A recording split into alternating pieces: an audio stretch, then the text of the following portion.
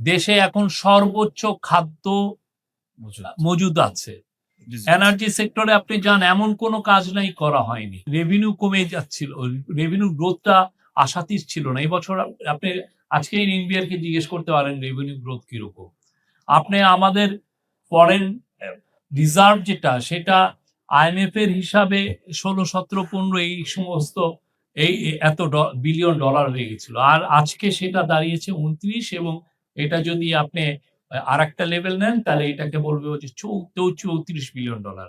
আপনার টাকা হাসিনার আমলের শেষের দিকে টাকার দাম কমতে কমতে 127 টাকা এসে পড়েছিল ডলারের এগেইনস্টে।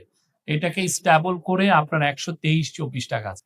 দেশের এখন মানে যা এই ফরেন যে রিজার্ভ, তা দিয়ে আপনি প্রায় 6 মাসের ইম্পোর্ট কস্ট আমরা ইয়ে করতে পারি।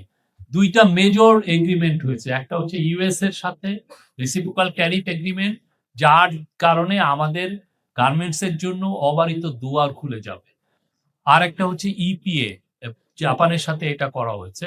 এটার ফলে জাপান ওয়ার্ল্ডে যে 4th লার্জেস্ট ইকোনমি, সেখানে আমাদের পণ্য একদম সারা জীবনের জন্য আপনি বিশেষ করে গার্মেন্টস, আমাদের মেন পণ্য তো গার্মেন্টস, সেটা ডিউটি ফ্রি এক্সেস পাবে।